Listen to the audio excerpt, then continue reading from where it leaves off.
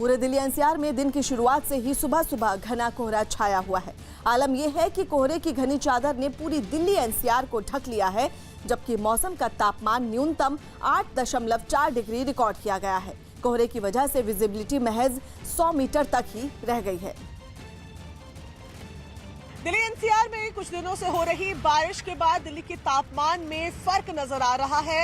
इस वक्त हम मौजूद हैं नारायणा फ्लाईओवर पे। अगर आज के न्यूनतम तापमान की बात करें तो आज का न्यूनतम तापमान 8.4 डिग्री सेल्सियस मापा गया है। इसके अलावा दिल्ली एनसीआर में कोहरा साफ तौर पर नजर आ रहा है। ये तस्वीरें हम आपको दिखा रहे हैं जहां पर सफेद चादर धुंध की नजर आ रही है। कोहरा साफ तौर पर नजर आ रहा है। कोहरे का आलम ये है कि 100 मीटर की विजिबिलिटी भी कई इलाकों में दिल्ली में बनी हुई है। फिलहाल इस वक्त की अगर बात करें तो 500 मीटर तक जिस इलाके में फिलहाल हम मौजूद है वहां विजिबिलिटी बनी हुई है। इसके अलावा आने वाले दिनों में मौसम विभाग का कहना है कि 19 तारीख तक रुक रुक कर दिल्ली में बारिश हो सकती है, जिसकी वजह से तापमान में भी फर्क पड़ेगा। वीडियो जर्नलिस्ट अजय के साथ Priyanka Kandpal, news 18 India, Delhi. UP में 16वां फर्रुखाबाद महोत्सव एक बार फिर विवादों की भेंट चढ़ गया। इस महोत्सव में फैशन शो के विनर का ऐलान होते ही कई मॉडलों ने हंगामा शुरू कर दिया, जबकि 2 मॉडल धरने पर बैठ गई और आयोजकों पर धोखाधड़ी का आरोप जड़ दिया। पीलीभीत की स्वाति मिश्रा और इटावा की निशा गुप्ता नाम की मॉडल ने तो रैंप पर ही धरना दे दिया। सारी लड़कियों को बुलाई, पब्लिक से पूछवा लीजिए, पब्लिक छोटी से 4 लोग से पूछवा लीजिए, 4 लोग को बाहर से तो पूछवा लीजिए कि कौन से क्या था।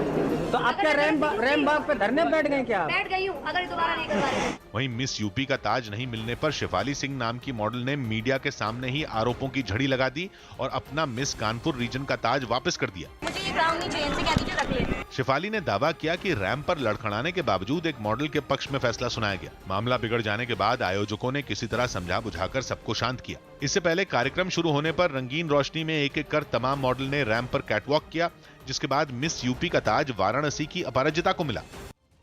मुंबई के अग्रीपाड़ा इलाके में नागरिकता कानून के खिलाफ हो रहे प्रदर्शन में एनसीपी नेता सुप्रिया सूले ने भी हिस्सा लिया। इस प्रदर्शन के दौरान मुस्लिम समुदाय से जुड़ी कई महिलाओं ने हिस्सा लिया, जिसके मंच पर एनसीपी सांसद सुप्रिया सूले पहुंची और नागरिकता कानून पर केंद्र सरकार पर हमला बोल दिया। मेरी सारी ये बहनें एक मन की बात प्रधानमंत्री से कह रही है।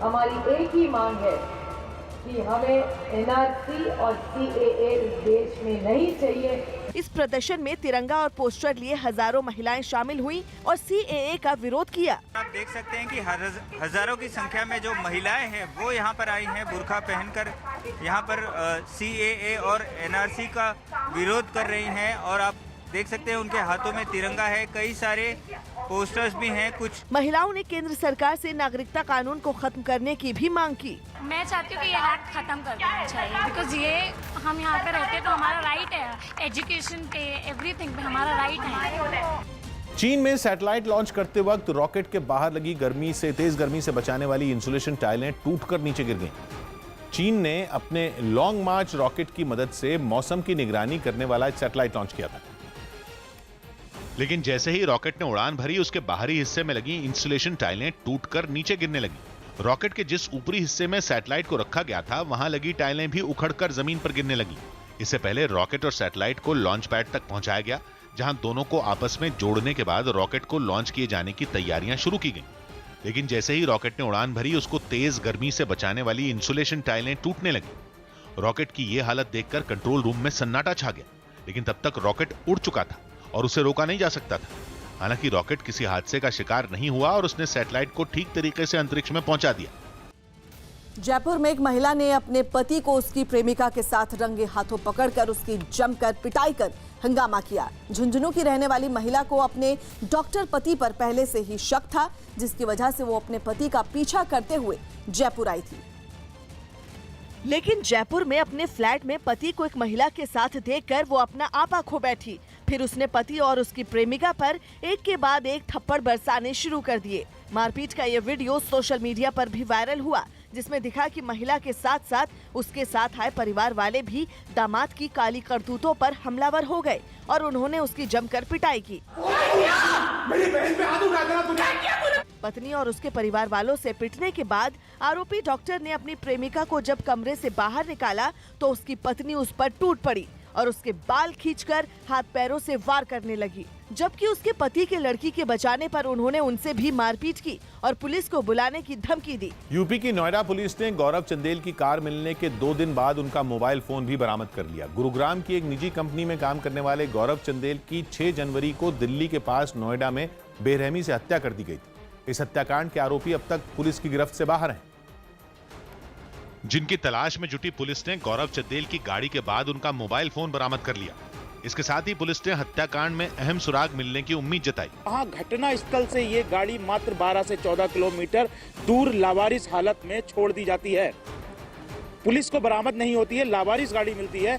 वहीं जो मोबाइल है गौरव का, मोबाइल भी एक राहगीर के पास मिलता है, वो एसटीएफ फिलहाल उस तक पहुंची है। पुलिस ने 2 दिन पहले गौरव चंदेल की कार गाजियाबाद के मसूरी इलाके से बरामद की थी, जिसकी सीसीटीवी फुटेज भी पुलिस ने अपने कब्जे में ले ली। ये सीसीटीवी फुटेज 14 जनवरी की बताई जा रही है, जिसमें गौरव की गाड़ी के आगे एक गाड़ी जाती दिखाई दी। बताया जा रहा है कि इस गाड़ी को भी आरोपियों ने ड्यूटी से लौट रहे एक आदमी से लूटा था। पुलिस को गौरव चंदेल की गाड़ी से 3 लोगों के फिंगरप्रिंट भी मिले हैं, जिनके जरिए आरोपियों तक पहुंचने की कोशिश है। भारी बर्फबारी से केदारनाथ का रास्ता बंद हो गया। पहाड़ों पर हो रही बर्फबारी की वजह से रुद्रप्रयाग के बांसवाड़ा में पहाड़ से मलबा आने से केदारनाथ जाने का रास्ता बंद कर दिया गया। उत्तराखंड के कोटद्वार में एक भलाई की दीवार बनाई गई, जहां पर लोग अपने पुराने कपड़े लटका सकते हैं, जिससे जरूरतमंद लोगों को अपनी सुविधा के लिहाज से चीजें मिल सके। अकाली दल के नेता मनजिंदर सिंह सिरसा ने ट्वीट कर जानकारी दी कि कराची के कोरंगी में गरीब हिंदू परिवार की लड़की गुड्डी कुमारी को अगवा करने और जबरन धर्म परिवर्तन का मामला सामने आया। यूपी के महाराजगंज में भारत नेपाल सीमा पर तैनात अफसरों ने जांच के दौरान नेपाल भाग रहे 3 विदेशी नागरिकों को गिरफ्तार कर लिया। यूपी के मुजफ्फरनगर में करथल के प्राइमरी स्कूल के प्रिंसिपल शराब के नशे में स्कूल पहुंच गए, जिसके बाद लोगों ने उनकी हरकतों की वीडियो बनाकर सोशल मीडिया पर वायरल कर दी। बिहार में आने वाले विधानसभा चुनाव में बीजेपी गठबंधन को नीतीश कुमार का नेतृत्व मंजूर है, लेकिन विपक्षी महागठबंधन नेतृत्व के नाम पर फिलहाल बटा हुआ है। महागठबंधन के घटक दल तेजस्वी यादव के नाम पर अब तक एकमत नहीं है, जिससे बिहार के पूर्व डिप्टी सीएम के नेतृत्व पर सवाल खड़े होने लगे हैं।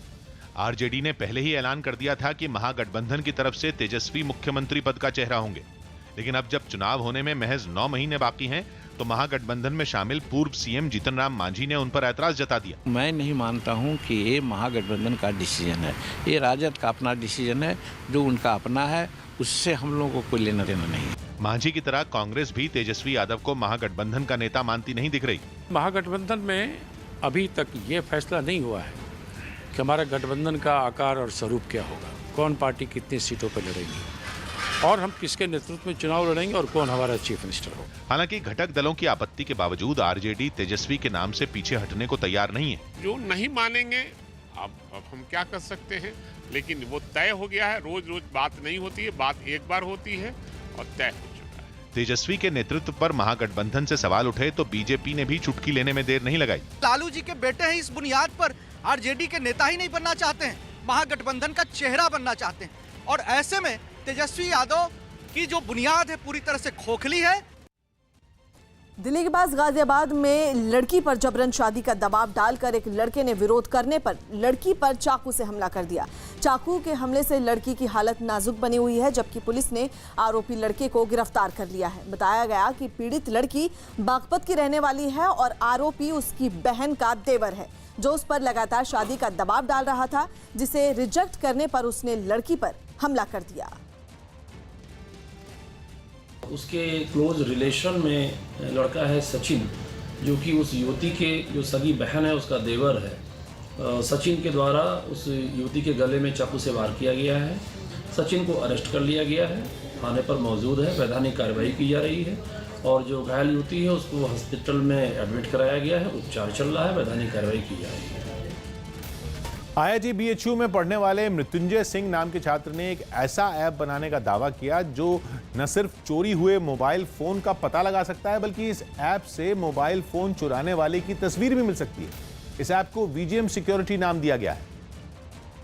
और इस ऐप को मोबाइल फोन का बॉडीगार्ड भी कहा जा रहा है। ये ऐप IIT BHU के एक छात्र ने तैयार किया है। उसके मुताबिक अगर ये ऐप किसी मोबाइल फोन में डाल दिया जाए तो फिर इस मोबाइल फोन को चोरी होने के बाद भी ढूंढा जा सकता है। यूजर के हाथ में मैंने पावर दे दिया है, आसानी से अपने फोन को चोरी होने के बाद खुद से ट्रैक करे, पुलिस के पास जाने की जरूरत न पड़े। इस ऐप के काम करने का तरीका बिल्कुल अलग है। दावे के मुताबिक अगर किसी मोबाइल फोन में ये ऐप है और वो मोबाइल फोन चोरी हो जाता है तो इस ऐप से चोर की तस्वीर आसानी से मिल सकती है। ये ऐसे होगा कि जब चोर मोबाइल फोन का लॉक खोलने की कोशिश करेगा और वो गलत पासवर्ड डालेगा तो उसकी तस्वीर खिंच जाएगी। इसके बाद ये तस्वीर इस ऐप में जमा हो जाएगी। यही नहीं, चोर मोबाइल फोन जहां भी लेकर जाएगा उसकी लोकेशन इस ऐप पर अपडेट होती रहेगी। बस इस लोकेशन का पता लगाने के लिए कंप्यूटर, लैपटॉप या फिर किसी मोबाइल फोन पर इस ऐप को खोलना होगा। दावा है कि ऐसा करके कुछ ही घंटों में चोरी हुआ मोबाइल फोन आसानी से मिल जाएगा। फोन लॉक हो गया, अब मैं 3-4 गलत पासवर्ड डाल रहा हूँ यहाँ पे। फोन को अपने मैं चोर हूँ एक तरह का, फोन को लॉगिन करने का, उसको पासवर्ड तो पता नहीं है तो गलत पासवर्ड डालेगा बार बार, तो हमारा फोटो इस फ्रंट कैमरे से हमारे डेटाबेस में स्टोर हो जाएगा।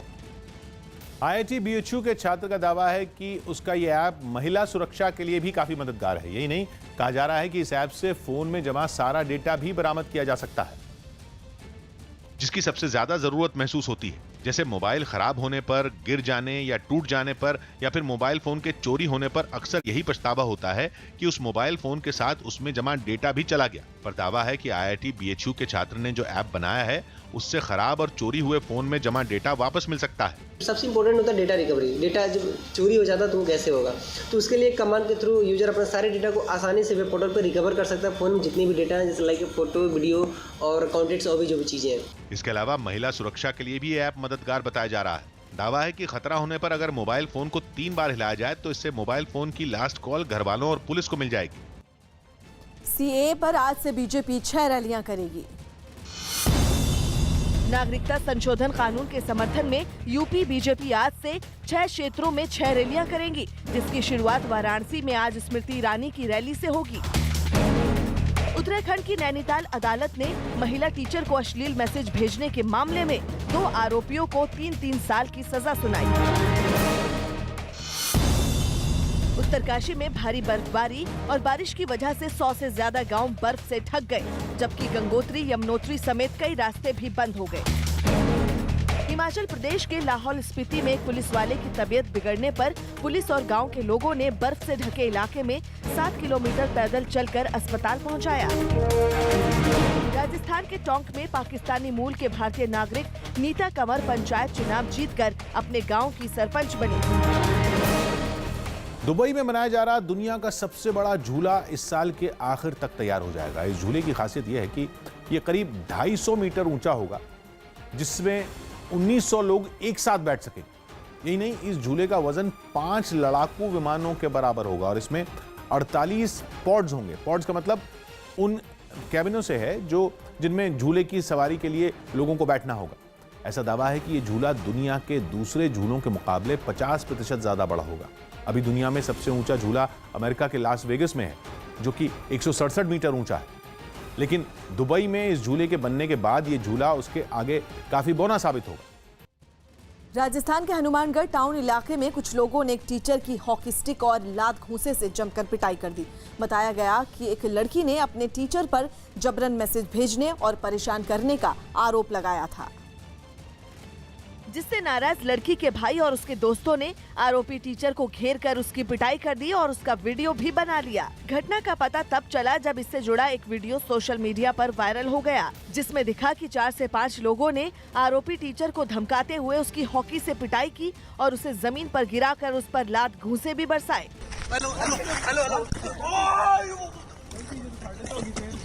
इस दौरान आरोपी टीचर ने उन लड़कों से छोड़ देने की गुहार भी लगाई, लेकिन उन्होंने उसकी एक न सुनी और उसकी पिटाई करते रहे। मैं प्रोफेशन छोड़ दूंगा भैया, मैं टीचिंग लाइन ही छोड़ दूंगा। कश्मीर में पिछले 3 दिनों से भारी बर्फबारी हो रही है। वहां अब तक जनवरी में 40 साल की सबसे ज्यादा बर्फबारी हो रही है। हालात ऐसे हैं कि तमांग और गुलमर्ग इलाके में सड़कों पर 6 फीट से ज्यादा बर्फ जमा हो गई है। बर्फबारी की वजह से सैकड़ों गाड़ियां बर्फ के अंदर दब गई हैं, जबकि घरों की छतों पर भी कई फीट बर्फ जमा हो गई है। किसी भी एरिया में जब भारी बर्फबारी हो जाती है तो फिर लोग इग्लो बनाते हैं, यानी बर्फ की गुफाएं बन जाते हैं, उसमें घुस जाते हैं और एक एडवेंचर सा माहौल पैदा करते हैं। लेकिन टंगमर्ग इलाके में कुदरती तौर पर आइसकिल्स की गुफाएं बनी हुई। इस वक्त मैं ऐसी एक गुफा में हूँ, टंगमर्ग इलाका है, और यहाँ पे आप देख सकते हैं कितने बड़े बड़े आइसकिल्स हैं। पूरा पानी फ्रीज हो गया है क्योंकि यहाँ पे दर्जे हरारत -11.5 था, जिसकी वजह से यहाँ पे चलता हुआ पानी फ्रीज हो जाता है। आप देख सकते हैं यहाँ पे हर तरफ से बर्फ़ ही बर्फ़ है। 5 से 6 फुट ताज़ा बर्फ़ इस एरिया में गिरी है, और साथ ही जो पानी की पाइप्स कहीं पे पंक्चर हुई हैं, फट गई हैं, उसके बाद जो पानी रिसता है उसकी वजह से इस तरीके के नज़ारे बन जाते हैं। और मोटे मोटे आइसकिल्स आप देख सकते हैं, ये मोटी मोटी परत है आइसकिल्स की, और इससे आप अंदाज़ा लगा सकते हैं कि यहाँ पे कितना पानी जम जाता है और कितनी शदीद ठंड होती है। उसका अंदाज़ा मैं यहाँ पे लगा सकता हूँ क्योंकि इस वक्त बहुत ही एक्सट्रीम कोल्ड यहाँ पे है। -11.5 तो रात के दौरान था, लेकिन मुझे लगता है इस वक्त भी कहीं 5 से 6 माइनस जो है टेम्परेचर उससे कम नहीं है, क्योंकि शदीद सर्दी है और यहाँ पे आइसकिल्स लगातार बन रहे हैं जो यहाँ से पानी आ जाता है। तो ऐसे में इस तरीके के नज़ारे आजकल कश्मीर के कई इलाकों में देखने को मिल रहे हैं, क्योंकि लगातार कड़ाके की ठंड है और बर्फ़बारी लगातार हो रही है। 14 तारीख से रिकॉर्ड बर्फ़बारी हुई कश्मीर घाटी में, और मौसम विभाग का कहना है कि पिछले 40 से 50 साल में पहली बार 24 घंटे की जो लगातार बर्फ़बारी रिकॉर्ड की गई वो सबसे ज़्यादा इस बार थी। कैमरामैन शफी और मुश्ताक के साथ रिफत अब्दुल्ला, न्यूज़ 18 इंडिया, टंगमर्ग। इस वक्त हम गुलमर्ग रोड पे हैं, टंगमर्ग के करीब हैं, और यहाँ पे बहुत ज़्यादा बर्फ़बारी हुई है। अब रोड्स को क्लियर किया जा रहा है। आप देख सकते हैं मशीन्स लगी हैं जिससे रोड्स क्लियर किए जा रहे हैं। जो भी गाड़ी ऊपर जाती है उसके लिए ज़रूरी है कि चेन्स लगी हों। जैसा आप देख सकते हैं हर किसी गाड़ी में चेन्स लगी होती हैं टायर्स में, उसके बाद ही गाड़ी चल पाती हैं। और वो आप देख सकते हैं रोड्स को क्लियर किया जा रहा है राइट लेफ़्ट। यहाँ पे लेटेस्ट मशीन्स हैं। गुलमर्ग एक प्रायोरिटी एरिया हमेशा से रहा है क्योंकि दुनिया भर में गुलमर्ग मशहूर है। यहाँ टूरिस्ट्स बहुत ज़्यादा आते हैं और दुनिया के अलग अलग कोने से यहाँ पे टूरिस्ट्स आते हैं। और आप देख सकते हैं जो मशीन्स है, बर्फ़ को दूसरे साइड से फेंका जाता है ताकि रोड्स को क्लियर किया जा सके। और ये मनाजिर अब लगातार पूरे विंटर देखने को मिलते हैं गुलमर्ग में या टंगमर्ग में। और जैसा मैंने पहले ही कहा कि प्रायोरिटी एरिया है हमेशा गुलमर्ग, और गुलमर्ग का रास्ता शायद ही कभी बंद हो जाता है, भले ही कोई भी रास्ता बंद हो। ये देख सकते हैं आप खूबसूरत नज़ारा यहाँ पे बर्फ़ हटाने का। ये टंगमर्ग रोड है, टंगमर्ग से गुलमर्ग का रास्ता क्लियर किया जा रहा है। खूबसूरत मनाज़र यहाँ पे देख सकते हैं आप, किस तरीके से मशीन के ज़रिए ये बर्फ़ फेंकी जाती है दूसरे साइड से ताकि रोड क्लियर हो सके। ये प्रायोरिटी एरिया है क्योंकि दुनिया भर से टूरिस्ट गुलमर्ग आते हैं। गुलमर्ग दुनिया भर में मशहूर है, न सिर्फ इस टूरिज़म के लिए बल्कि विंटर टूरिज़म यानी कि स्कीइंग का जो है दुनिया भर की बेस्ट डेस्टिनेशंस में स्कीइंग डेस्टिनेशन गुलमर्ग भी है। और यही वजह है कि यहाँ का रास्ता बंद नहीं रहता है। जो ही बर्फ़बारी होती है फ़ौरन रास्ते को क्लियर किया जाता है। जैसा कि आप देख सकते हैं ऑलरेडी एक ट्यूब यहाँ पे क्लियर है। अब बाकी जो है एरिया से बर्फ़ हटाई जाती है और गुलमर्ग का रास्ता बहुत जल्द थ्रू किया जाता है। और आज भी आप देख सकते हैं एक तो इतना रास्ता क्लियर है, लेकिन उसके बावजूद भी अब दूसरे साइड से बर्फ़ हटाई जा रही है। कश्मीर घाटी में भारी बर्फ़बारी हुई है और भारी बर्फ़बारी की वजह से आज काफ़ी सारी गाड़ियाँ बर्फ़ के नीचे दबी हुई हैं। इस वक्त मैं उस गाड़ी में हूँ जो बर्फ़ के नीचे दबी हुई है टंगमर्ग टाउन में। तो मैं इस गाड़ी से उतरूँगा। मैं इस गाड़ी में चढ़ गया था, पूरा बर्फ़ से ढकी हुई गाड़ी है। तो इस तरह के नज़ारे आजकल कश्मीर में देखने को मिल रहे हैं। देख सकते हैं आप हर तरफ से बर्फ़ जमा हुई है और यहाँ पे गाड़ी बर्फ़ के नीचे दब चुकी है। अब इसको यहाँ से बर्फ़ हटाई जा रही है और उसके बाद ये गाड़ी निकल पाएगी। इसी तरीके के नज़ारे यहाँ पे काफ़ी जगहों पे देखने को मिल रहे हैं। ये आप देख सकते हैं यहाँ पे भी काफ़ी गाड़ियाँ जो हैं बर्फ़ के नीचे दब चुकी हैं और अब बर्फ़ हटाई जा रही है और इन गाड़ियों को निकाला जा रहा है। अभी अभी इस गाड़ी को बर्फ़ से निकाला गया। तो इस तरीके के नज़ारे आजकल कश्मीर वादी में काफ़ी जगहों पर देखने को मिल रहे हैं क्योंकि 5 से 6 फुट बर्फ़ जमा हुई है काफ़ी सारे एरियाज़ में। इवन अफरवट या जो हिली एरियाज़ हैं वहाँ पर तकरीबन 10 फीट बर्फ़ जमा हुई है। और मौसम विभाग का कहना है कि 40 से 50 साल में पहली बार इतनी बर्फ़बारी हुई है। जो 15 और 16 के दरमियान जो 2 दिन का जी बर्फ़बारी हुई उसमें सबसे ज़्यादा बर्फ़बारी हुई जो पिछले 40 से 50 साल में पहली बार इतनी ज़्यादा बर्फ़बारी हुई है। तो लगातार इस तरह के नज़ारे कश्मीर घाटी में देखने को मिल रहे हैं। कैमरामैन शफी और मुश्ताक के साथ रिफत अब्दुल्ला, न्यूज़ 18 इंडिया, टंगमर्ग।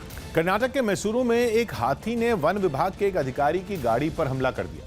यह हाथी अपने झुंड के साथ जंगल से निकलकर सड़क को पार कर रहा था, लेकिन उसने सड़क पार करने के बजाय वहां से जा रही एक गाड़ी पर हमला बोल दिया। इस हाथी ने पहले गाड़ी का काफी दूर तक पीछा किया, फिर उसे जोरदार टक्कर मार दी जिससे गाड़ी के अगले हिस्से के परखचे उड़ गए।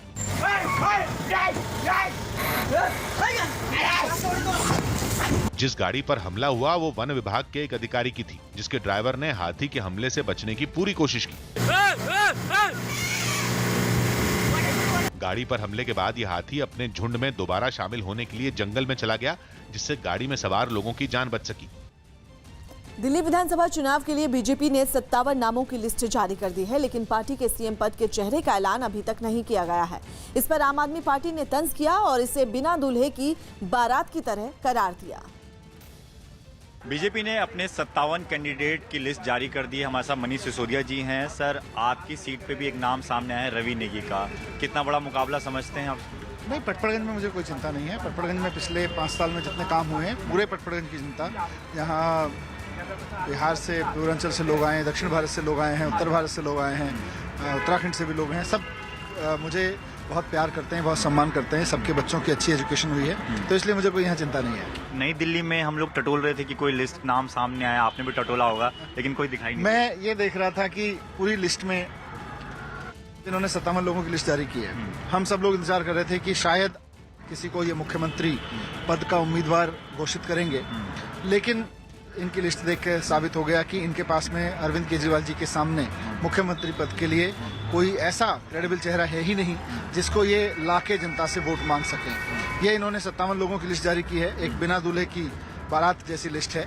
अब ये लोग चुनाव लड़ेंगे तो ठीक है, एक औपचारिकता रहेगी।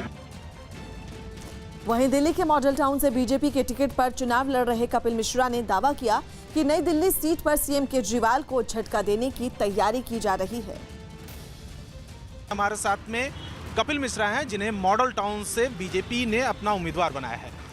कपिल, सबसे पहली बात कि आपको बधाई, और दूसरी बात यह है कि करावल नगर से आप चुनाव जीतते रहे हैं। क्या मॉडल टाउन सीट आपके लिए कंफर्टेबल सीट होगी? बिल्कुल कंफर्टेबल सीट है, और मोदी जी को जिताकर ये सीट देनी है मॉडल टाउन के भारतीय जनता पार्टी के कार्यकर्ताओं के साथ मिलकर। और मुझे लगता है कि ये लक्ष्य इस बार पार्टी ने रखा है कि हम लोग पूर्ण बहुमत की सरकार दिल्ली में बनती हुई दिख रही है। उसमें से एक सीट है मॉडल टाउन की, जिसको हम लोगों को जीतना है और मोदी जी को देना है जीतकर। नई दिल्ली से अभी तक नाम की घोषणा नहीं हुई है, वहाँ पर अरविंद केजरीवाल हैं, क्या वजह रही?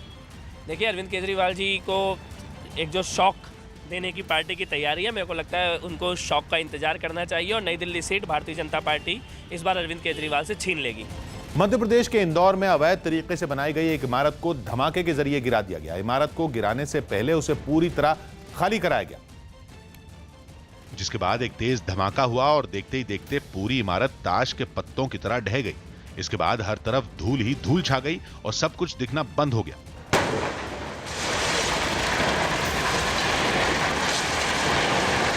इस दौरान वहां लोगों की भारी भीड़ भी जमा थी, जिनमें कई लोग वीडियो बना रहे थे।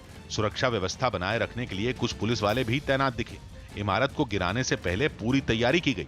आसपास के मकानों को कोई नुकसान न पहुंचे, इस बात का भी पूरा ख्याल रखा गया। प्रशासन ने एहतियात के तौर पर कुछ मकान भी खाली करा लिए थे। नागपुर के उमरेड जंगल में 2 बाघ आपस में भिड़ गए। दोनों बाघ जंगल की सड़क पर ही एक दूसरे पर घुर्राने लगे। इस दौरान सड़क के दोनों ओर जंगल में घूमने आए पर्यटकों ने अपनी अपनी गाड़ियां रोक दी और इस लड़ाई का वीडियो बनाने लगे। पहले तो दोनों बाघ एक दूसरे पर घुर्राते रहे।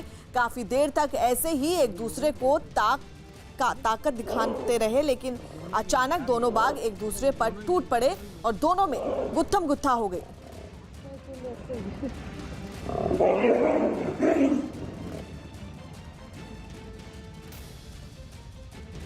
अमेरिका में हुई जबरदस्त बर्फबारी ने लोगों की मुसीबतें बढ़ा दी। बर्फीले तूफान की वजह से वॉशिंगटन राज्य समेत कई इलाकों में अलर्ट जारी करना पड़ा, क्योंकि भारी बर्फबारी की वजह से वहां सब कुछ ठप हो गया।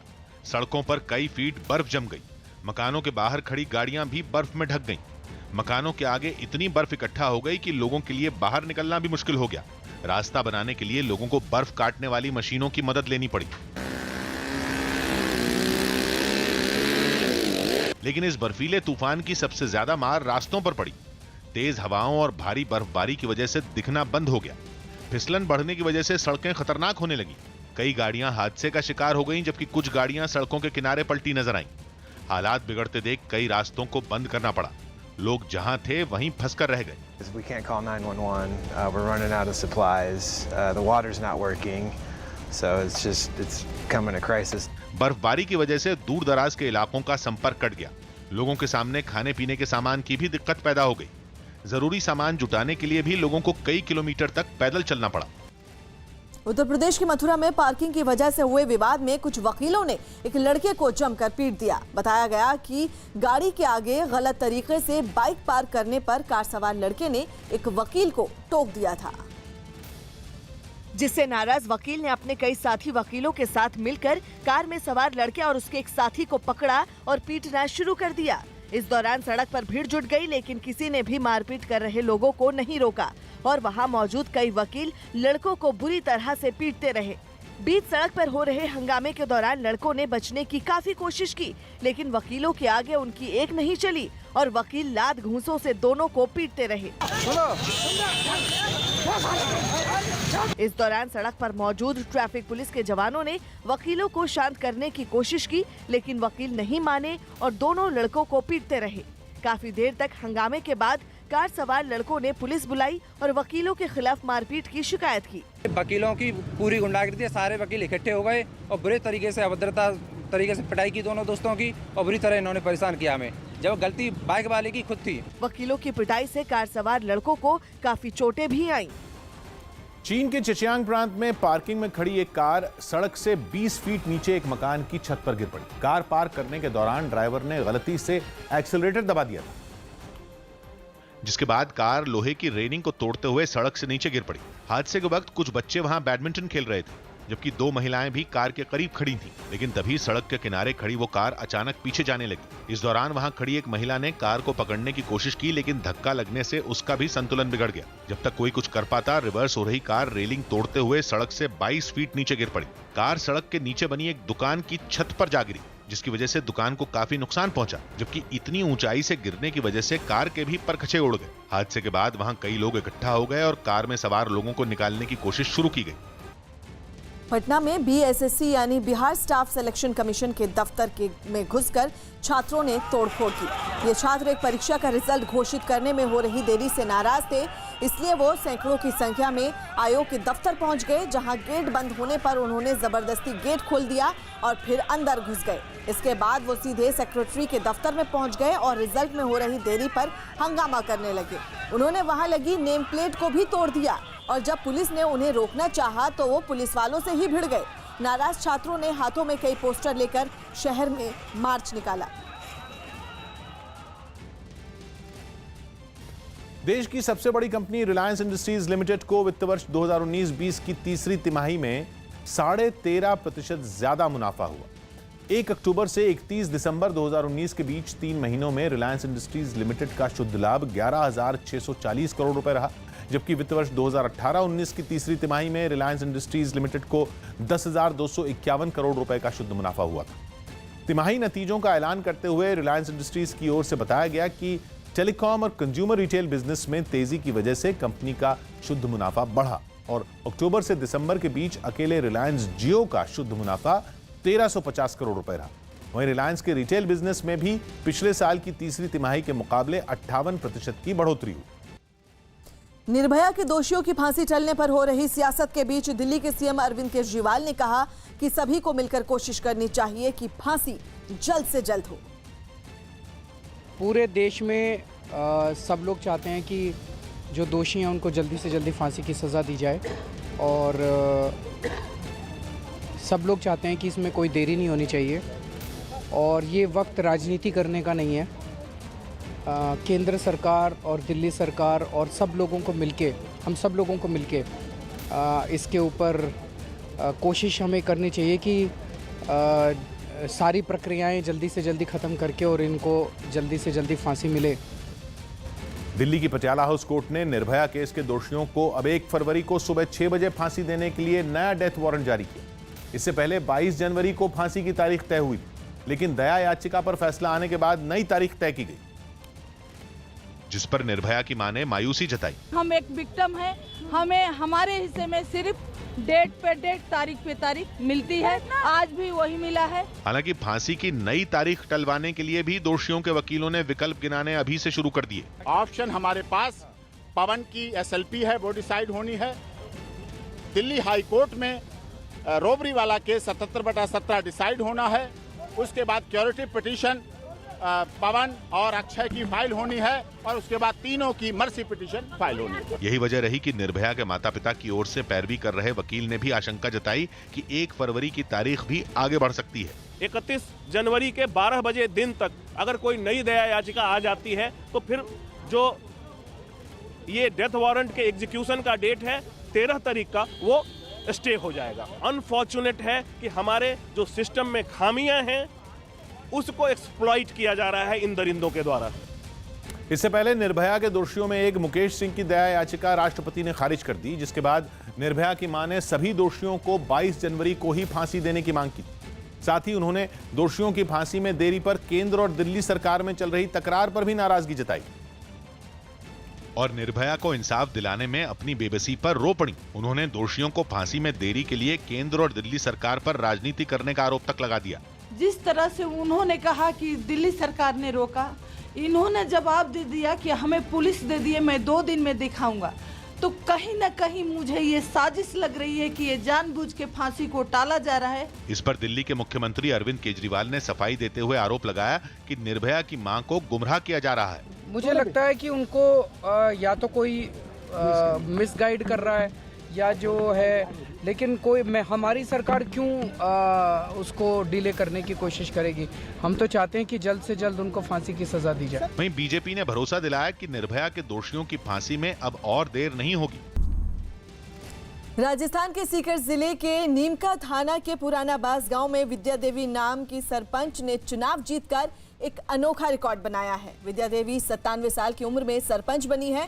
ऐसा करने वाली विद्या देवी शायद सबसे ज्यादा उम्र की सरपंच बनी है। विद्या देवी ने इसके लिए गांव के लोगों का शुक्रिया अदा करते हुए गांव में स्वच्छता के लिए काम करने का वादा किया। कश्मीर में पिछले 3 दिनों से भारी बर्फबारी हो रही है। वहां अब तक जनवरी में 40 साल की सबसे ज्यादा बर्फबारी हो रही है। हालात ऐसे हैं कि तमांग और गुलमर्ग इलाके में सड़कों पर 6 फीट से ज्यादा बर्फ जमा हो गई है। बर्फबारी की वजह से सैकड़ों गाड़ियां बर्फ के अंदर दब गई हैं, जबकि घरों की छत पर भी कई फीट बर्फ जमा हो गई है। किसी भी एरिया में जब भारी बर्फबारी हो जाती है तो फिर लोग इग्लो बनाते हैं, यानी बर्फ़ की गुफाएं बन जाते हैं, उसमें घुस जाते हैं और एक एडवेंचर सा माहौल पैदा करते हैं। लेकिन टंगमर्ग इलाके में कुदरती तौर पर आइसकिल्स की गुफाएं बनी हुई। इस वक्त मैं ऐसी एक गुफा में हूँ, टंगमर्ग इलाका है, और यहाँ पे आप देख सकते हैं कितने बड़े बड़े आइसकिल्स हैं। पूरा पानी फ्रीज़ हो गया है क्योंकि यहाँ पे दर्जे हरारत -11.5 था, जिसकी वजह से यहाँ पे चलता हुआ पानी फ्रीज़ हो जाता है। आप देख सकते हैं यहाँ पे हर तरफ से बर्फ़ ही बर्फ़ है। 5 से 6 फुट ताज़ा बर्फ़ इस एरिया में गिरी है और साथ ही जो पानी की पाइप्स कहीं पे पंक्चर हुई हैं, फट गई हैं, उसके बाद जो पानी रिश्ता है उसकी वजह से इस तरीके के नज़ारे बन जाते हैं। और मोटे मोटे आइसकिल्स आप देख सकते हैं, ये मोटी मोटी परत है आइसकिल्स की, और इससे आप अंदाज़ा लगा सकते हैं कि यहाँ पे कितना पानी जम जाता है और कितनी शदीद ठंड होती है। उसका अंदाज़ा मैं यहाँ पे लगा सकता हूँ क्योंकि इस वक्त बहुत ही एक्सट्रीम कोल्ड यहाँ पे है। -11.5 तो रात के दौरान था, लेकिन मुझे लगता है इस वक्त भी कहीं 5 से 6 माइनस जो है टेम्परेचर उससे कम नहीं है, क्योंकि शदीद सर्दी है और यहाँ पे आइसकिल्स लगातार बन रहे हैं जो यहाँ से पानी आ जाता है। तो ऐसे में इस तरीके के नज़ारे आजकल कश्मीर के कई इलाकों में देखने को मिल रहे हैं, क्योंकि लगातार कड़ाके की ठंड है और बर्फ़बारी लगातार हो रही है। 14 तारीख से रिकॉर्ड बर्फ़बारी हुई कश्मीर घाटी में, और मौसम विभाग का कहना है कि पिछले 40 से 50 साल में पहली बार 24 घंटे की जो लगातार बर्फबारी रिकॉर्ड की गई वो सबसे ज़्यादा इस बार थी। कैमरामैन शफी और मुश्ताक के साथ रिफत अब्दुल्ला, न्यूज़ 18 इंडिया, टंगमर्ग। इस वक्त हम गुलमर्ग रोड पे हैं, टंगमर्ग के करीब हैं, और यहाँ पे बहुत ज़्यादा बर्फबारी हुई है। अब रोड्स को क्लियर किया जा रहा है। आप देख सकते हैं मशीन्स लगी हैं जिससे रोड्स क्लियर किए जा रहे हैं। जो भी गाड़ी ऊपर जाती है उसके लिए ज़रूरी है कि चेन्स लगी हों। जैसा आप देख सकते हैं हर किसी गाड़ी में चेन्स लगी होती हैं टायर्स में, उसके बाद ही गाड़ी चल पाती हैं। और वो आप देख सकते हैं रोड्स को क्लियर किया जा रहा है राइट लेफ़्ट। यहाँ पे लेटेस्ट मशीन्स हैं। गुलमर्ग एक प्रायोरिटी एरिया हमेशा से रहा है क्योंकि दुनिया भर में गुलमर्ग मशहूर है। यहाँ टूरिस्ट्स बहुत ज़्यादा आते हैं और दुनिया के अलग अलग कोने से यहाँ पे टूरिस्ट्स आते हैं। और आप देख सकते हैं जो मशीन्स है, बर्फ़ को दूसरे साइड से फेंका जाता है ताकि रोड्स को क्लियर किया जा सके। और ये मनाजिर अब लगातार पूरे विंटर देखने को मिलते हैं गुलमर्ग में या टंगमर्ग में। और जैसा मैंने पहले ही कहा कि प्रायोरिटी एरिया है हमेशा गुलमर्ग, और गुलमर्ग का रास्ता शायद ही कभी बंद हो जाता है, भले ही कोई भी रास्ता बंद हो। ये देख सकते हैं आप खूबसूरत नज़ारा यहाँ पे बर्फ़ हटाने का। ये टंगमर्ग रोड है, टंगमर्ग से गुलमर्ग का रास्ता क्लियर किया जा रहा है। खूबसूरत मनाज़र यहाँ पे देख सकते हैं आप, किस तरीके से मशीन के ज़रिए ये बर्फ़ फेंकी जाती है दूसरे साइड से ताकि रोड क्लियर हो सके। ये प्रायोरिटी एरिया है क्योंकि दुनिया भर से टूरिस्ट गुलमर्ग आते हैं। गुलमर्ग दुनिया भर में मशहूर है, न सिर्फ इस टूरिज़म के लिए बल्कि विंटर टूरिज़म यानी कि स्कीइंग का जो है दुनिया भर की बेस्ट डेस्टिनेशंस में स्कीइंग डेस्टिनेशन गुलमर्ग भी है। और यही वजह है कि यहाँ का रास्ता बंद नहीं रहता है। जो ही बर्फबारी होती है फ़ौरन रास्ते को क्लियर किया जाता है। जैसा कि आप देख सकते हैं ऑलरेडी एक ट्यूब यहाँ पे क्लियर है, अब बाकी जो है एरिया से बर्फ़ हटाई जाती है और गुलमर्ग का रास्ता बहुत जल्द थ्रू किया जाता है। और आज भी आप देख सकते हैं एक तो इतना रास्ता क्लियर है, लेकिन उसके बावजूद भी अब दूसरे साइड से बर्फ़ हटाई जा रही है। कश्मीर घाटी में भारी बर्फबारी हुई है और भारी बर्फबारी की वजह से आज काफ़ी सारी गाड़ियां बर्फ़ के नीचे दबी हुई हैं। इस वक्त मैं उस गाड़ी में हूं जो बर्फ़ के नीचे दबी हुई है टंगमर्ग टाउन में। तो मैं इस गाड़ी से उतरूंगा, मैं इस गाड़ी में चढ़ गया था, पूरा बर्फ़ से ढकी हुई गाड़ी है। तो इस तरह के नज़ारे आजकल कश्मीर में देखने को मिल रहे हैं। देख सकते हैं आप हर तरफ से बर्फ़ जमा हुई है और यहाँ पे गाड़ी बर्फ़ के नीचे दब चुकी है। अब इसको यहाँ से बर्फ़ हटाई जा रही है और उसके बाद ये गाड़ी निकल पाएगी। इसी तरीके के नज़ारे यहाँ पे काफ़ी जगहों पे देखने को मिल रहे हैं। ये आप देख सकते हैं यहाँ पे भी काफ़ी गाड़ियाँ जो हैं बर्फ़ के नीचे दब चुकी हैं और अब बर्फ़ हटाई जा रही है और इन गाड़ियों को निकाला जा रहा है। अभी अभी इस गाड़ी को बर्फ़ से निकाला गया। तो इस तरीके के नज़ारे आजकल कश्मीर वादी में काफ़ी जगहों पर देखने को मिल रहे हैं क्योंकि 5 से 6 फुट बर्फ़ जमा हुई है काफ़ी सारे एरियाज़ में। इवन अफरवट या जो हिली एरियाज़ है वहाँ पर तकरीबन 10 फीट बर्फ़ जमा हुई है। और मौसम विभाग का कहना है कि 40 से 50 साल में पहली बार इतनी बर्फबारी हुई है। जो 15 और 16 के दरमियान जो 2 दिन का जी बर्फबारी हुई उसमें सबसे ज़्यादा बर्फबारी हुई जो पिछले 40 से 50 साल में पहली बार इतनी ज़्यादा बर्फबारी हुई है। तो लगातार इस तरह के नज़ारे कश्मीर घाटी में देखने को मिल रहे हैं। कैमरामैन शफी और मुश्ताक के साथ रिफत अब्दुल्ला, न्यूज़ 18 इंडिया, टंगमर्ग और गुलमर्ग इलाके में भारी बर्फबारी की वजह से काफ़ी सारी गाड़ियां जो है बर्फ़ के नीचे दब गई हैं। जैसा आप देख सकते हैं ये एक गाड़ी है और आप अंदाज़ा लगा सकते हैं ये पूरा इसके छत पे यहाँ पे इतनी सारी बर्फ़ है तो इसे अंदाज़ा लगाया जा सकता है कि कितनी बर्फ़ यहाँ पे गिरी है। गाड़ियाँ बर्फ़ के नीचे आई हैं और अब यहाँ से बर्फ़ हटाई जा रही है ताकि गाड़ियों को निकाला जा सके। ये गाड़ी के ऊपर इस वक्त तकरीबन 4 से 5 फीट बर्फ़ है तो इससे अंदाज़ा लगाया जा सकता है कि इस बार बर्फ़ कितनी गिरी है कश्मीर वादी में। और जिस तरीके से मौसम विभाग का कहना है कि 40 से 50 साल में पहली बार 24 घंटे में लगातार बर्फ़बारी इतनी हुई है कि 40 या 50 साल का रिकॉर्ड इस बार टूट गया है और बर्फ़बारी का कहर लगातार जारी है। अभी तक 12 लोगों की मौत हुई है जिसमें 5 फौजी जवान भी शामिल हैं। लेकिन मौसम विभाग का कहना है कि आने वाले कुछ दिनों में और भी बर्फ़बारी होगी। तो ये कहा जा सकता है कि जहां बर्फ़ ही बर्फ़ है इसमें मज़ीद इजाफा होगा। और अगर इस वक्त कहीं पे 3, 4, 5 फीट तक बर्फ़ है तो उसमें 1-2 फीट का और इजाफा हो सकता है। और जो चिलाई कलान में बर्फ़बारी होती है वो ज़्यादा देर तक रहती है क्योंकि सर्द तरीन दिन होते हैं और गुलमर्ग में अभी -11.5 तक टेम्परेचर गिरा है। तो ऐसे में अभी बर्फबारी की वजह से लोगों को दिक्कतों का सामना करना पड़ सकता है। तो वहीं हिमाचल प्रदेश के शिमला में पिछले 24 घंटे से हो रही बर्फबारी की वजह से वहां तापमान में गिरावट दर्ज की गई है। बर्फबारी के बाद वहां का तापमान -2 डिग्री पहुंच गया है जिससे लोगों की परेशानियां काफी बढ़ गई हैं। बर्फबारी की वजह से वहां सड़कों पर बर्फ की मोटी परत जम गई है जिससे सड़क पर गाड़ी चलाना काफी मुश्किल हो गया है। अभी जो अगले 2 दिन है इसमें जो न्यूनतम तापमान है उसमें गिरावट हो सकती है। जो अगले आने वाले जो 2 दिन होंगे इसमें 2 से 3 डिग्री तक जो न्यूनतम तापमान है और ड्रॉप हो सकते हैं। लेकिन जो दिन के तापमान है वो थोड़े राइज कर सकते हैं। अभी क्योंकि जो पिछले दिन था कल पूरा दिन क्लाउडी रहा, बारिश भी हुई तो जो दिन के तापमान थे वो उसमें काफ़ी गिरावट रही। आज भी दिन के तापमान कम रहेंगे लेकिन कल से जो है दिन के तापमान उसमें थोड़ी सी बढ़ोतरी हो सकती है, राइज कर सकते हैं। हिमाचल प्रदेश के लाहौल स्पीति में भारी बर्फबारी के बीच पुलिस के जवानों और गांव वालों ने एक बीमार पुलिस के जवान की जान बचाई। बताया गया कि पुलिस के जवान की तबीयत खराब हो गई थी जिन्हें केलोंग अस्पताल में भर्ती करवाया गया था।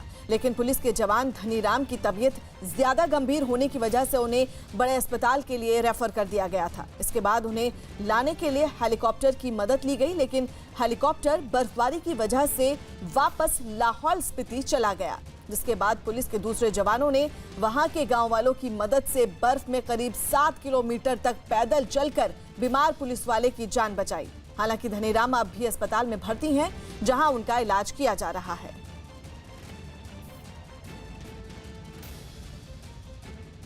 उत्तर प्रदेश के मथुरा में पार्किंग की वजह से हुए विवाद में कुछ वकीलों ने एक लड़के को जमकर पीट दिया। बताया गया कि गाड़ी के आगे गलत तरीके से बाइक पार्क करने पर कार सवार लड़के ने एक वकील को टोक दिया था, जिससे नाराज वकील ने अपने कई साथी वकीलों के साथ मिलकर कार में सवार लड़के और उसके एक साथी को पकड़ा और पीटना शुरू कर दिया। इस दौरान सड़क पर भीड़ जुट गई, लेकिन किसी ने भी मारपीट कर रहे लोगों को नहीं रोका और वहां मौजूद कई वकील लड़कों को बुरी तरह से पीटते रहे। ये तस्वीरें हम आपको उसी दौरान की दिखा रहे हैं। बीच सड़क पर हो रहे हंगामे के दौरान लड़कों ने बचने की काफी कोशिश की, लेकिन वकीलों के आगे उनकी एक न चली और वकील लात घूंसों से दोनों को पीटते रहे। इस दौरान सड़क पर मौजूद ट्रैफिक पुलिस के जवानों ने वकीलों को शांत करने की काफी कोशिश की, लेकिन वकील नहीं माने और दोनों लड़कों को पीटते रहे।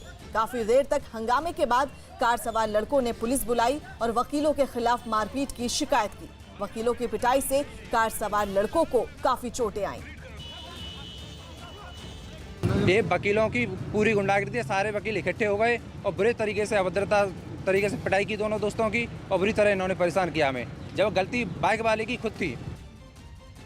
दिल्ली के पास फरीदाबाद में एक सरकारी अस्पताल में दो पक्षों में जमकर मारपीट हो गई। बताया गया कि एक ही गांव के इन दोनों गुटों में पहले भी मारपीट हुई थी, जिसमें घायल लोगों को इलाज के लिए अस्पताल ले जाया गया था, लेकिन दूसरे पक्ष के लोग अस्पताल भी पहुंच गए और वहां मौजूद लोगों पर हमला कर दिया। अस्पताल में लगे सीसीटीवी कैमरों में मारपीट की घटना रिकॉर्ड हो गई, जिसमें एक गुट के लोग अस्पताल के एक वार्ड के सामने पहुंचे और वहां मौजूद कुछ लोगों को पीटने लगे। अचानक हुए इस हमले में वहां अफरा तफरी मच गई और वहां मौजूद लोग अपनी जान बचाने के लिए एक वार्ड के अंदर घुस गए और दरवाजा बंद कर लिया, लेकिन भीड़ में शामिल एक लड़के ने वार्ड के दरवाजे का शीशा तोड़ दिया, जबकि उसके एक साथी ने लात मारकर वार्ड का दरवाजा तोड़ने की कोशिश की। जब वार्ड का दरवाजा नहीं टूटा तो मारपीट कर रहे लोगों ने दूसरे पक्ष के लड़के को भी पकड़ लिया।